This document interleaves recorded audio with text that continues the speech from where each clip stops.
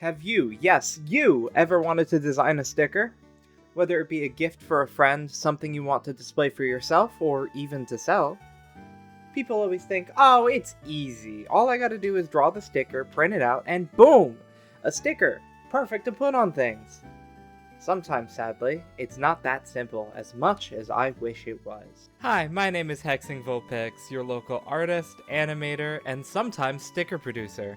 Here's my journey from start to finish on how I made Shrimpert stickers.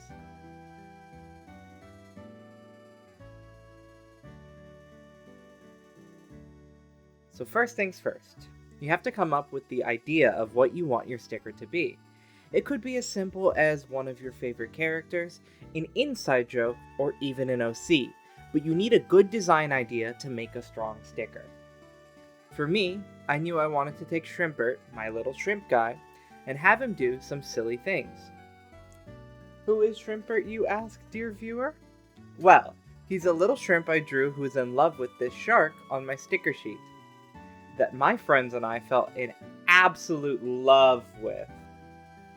So I wanted to kinda memorialize him and make some fun stickers to send out to my friends in my snail mail practice, as well as some freebies for packaging design. So now that we have the idea, we need to start designing. I tend to do my thumbnails in a sketchbook like this.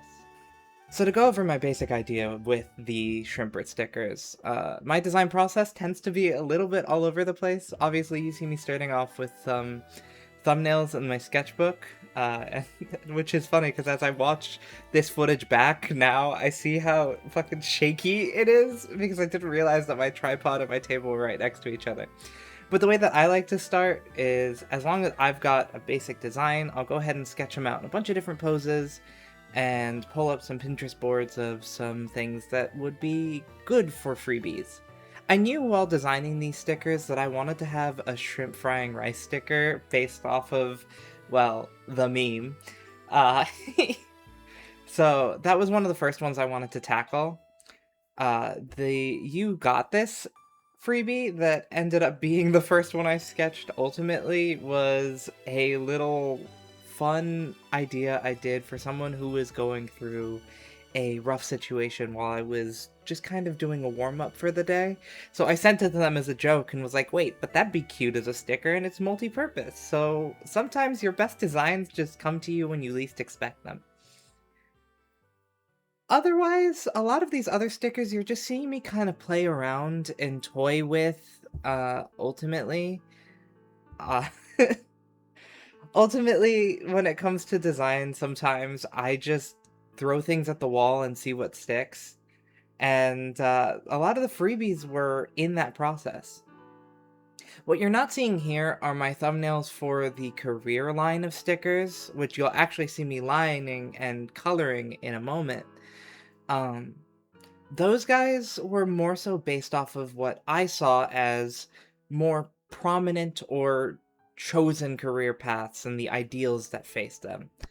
I know I wanted to do a couple that I interact with on a daily basis, whether that be the barista Shrimpert being, well, obviously barista, running around in the fast-paced environment trying so hard not to spill coffee everywhere, as well as the bartender Bert. Working in a restaurant, I get to see a lot of how bartenders work, I guess, and that one just seemed enjoyable enough for a larger audience, so I was like, well, let's put him in a suit and see what happens, and I ended up falling in love with the design. The other couple ones, like the postal worker Bert, I think we need to emphasize a little bit more the importance of postal workers. And so I actually designed this sticker because there was a time I was considering being a postal worker. I love my local postal workers, and how else are we supposed to get our mail across the United States if we don't have such a cute little guy carrying your love letters around? But yeah, that was mostly my thought process behind these stickers. Shrimpert is this kind of like very simple, rounded character that I kind of made to fit whatever. Honestly, I didn't even originally make him to be much more than to be in love with the shark. I need to name him. His name is Chuck now. other than to, be in love with Chuck. But, I mean, people fell in love with him, and it didn't make sense not to have stickers of him floating around, and I hope that you guys enjoy him as much as I enjoy drawing him, and that you can associate him with me. Once I got these sketches done, I take them over to my digital program of choice, Procreate. I tend to make sure that my canvas is CMYK as it's better for printing, and set the DPI to 300. Both of these things are important to make sure that the final products print all nicely and cleanly. But Sky, I accidentally made my design in RGB. I hear you cry out in agony. That's okay. You're just gonna gamble a little bit with the colors on your printer, depending on the printer you use. Alright, back to the drawing. I'm gonna give you guys a couple more minutes of silence while we finish the speed paint. Enjoy!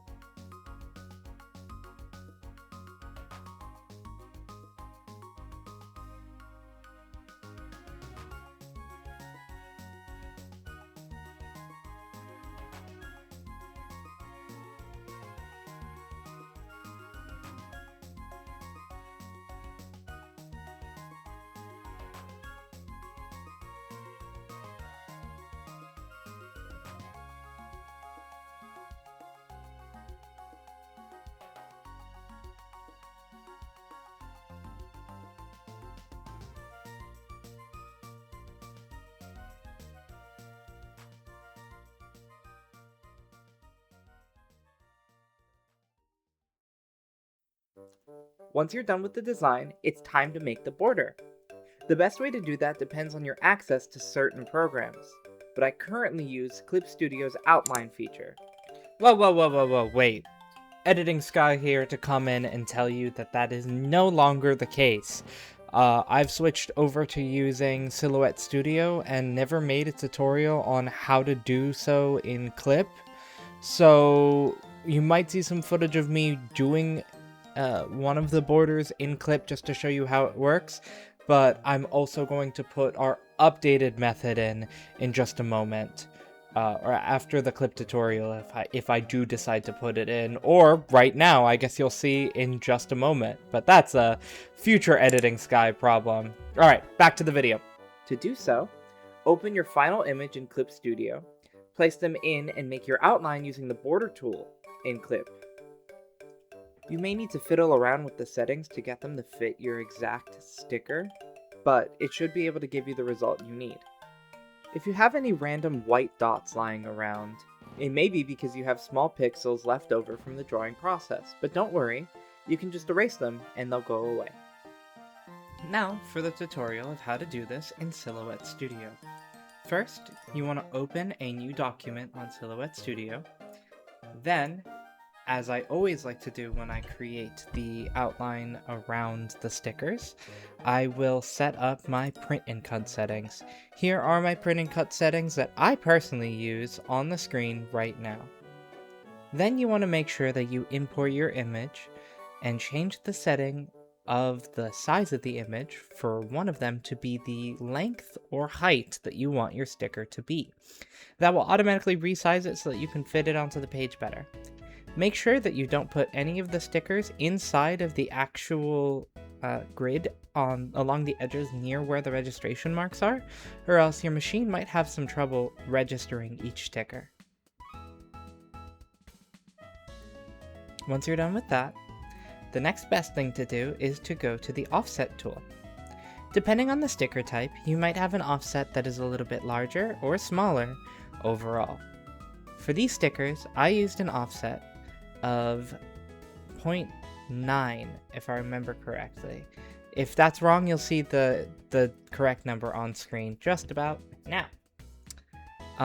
That gives us a white border that'll be cut around each sticker. Then we go and continue to make the sticker sheet from there, which I'll let Pascal continue to teach you. Next is the printing process. This is really going to depend on the tools you have available to you. So I'm going to go over the way I do it and then talk about other ways you can do it later in the video. Personally, I make all my stickers at home because it's easier and cheaper. Currently I'm using a Brother printer because it's what I have available to me. However, a lot of artists use this kind of eco printer.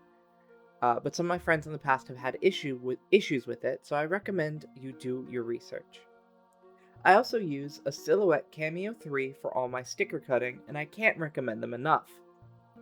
I was able to get mine secondhand for a cheaper price, which luckily hasn't affected the ability it has to cut stickers, but just be careful, because these guys are heavy. While I have had some issues dialing in the machine, I can't say that it's not well worth the price. I've also used Cricut in the past, but they have issues with their print and cut settings, making it harder for me to choose them during this purchase. I've also heard about Sizer being a new contender to the field, but I'm not familiar with the machine or how good it does, so I can't say much there. First, I start off by getting my nice, new, shiny stickers and putting them into Silhouette Studio, the software of choice for all Silhouette products, and design my sheet to fit as many 3-inch tall stickers as I can. I make sure the cut lines are working well and modify them if I need to, and then I move to printing the sheet. For my sticker paper, I use TV Ront printable vinyl sticker paper with a glossy white, and I've had great success with them. I absolutely love their sticker paper. Load that into the printer, edit the settings a bit to make sure it's printing on the right paper type as well as the highest quality settings, then it's off to the printer.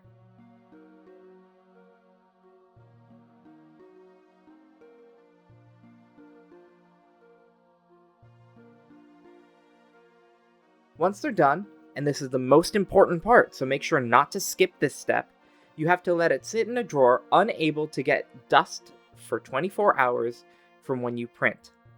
In vinyl printing, especially with laser or inkjet printers, the ink needs time to release gases and let the ink sink into the vinyl. I set it on a folder that I leave inside of my desk drawer for 24 hours. Bye bye stickers! See you tomorrow! Now it's time to laminate these guys. For this, I use some form of 9x12 laminate sheet, single-sided. This gives me extra room on the sheet in case I mess it up somehow. I really like this laminate sheet because the back has a grid and it makes it easier to align with the document, but it doesn't have to be this brand. Each person is going to have a different way that they do this step, but here's how I do it. Step 1. Remove the laminate backing paper a little bit, folding the back paper to reveal just a small amount of the laminate. Line the laminate up with the sheet of stickers, making sure the sheet is as centered as possible, or at least all of the stickers are covered. Place your squeegee in one hand on the sheet and slowly peel back the laminate with the other while applying equal and consistent pressure across the laminate. If you're worried about air bubbles, stop every now and again and drag the squeegee over the corners. Do this until the sheet is fully done. Step 4.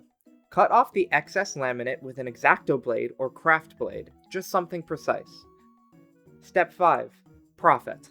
You've just laminated your first sheet of stickers. The reason I do this is to add an extra layer of protection to my stickers.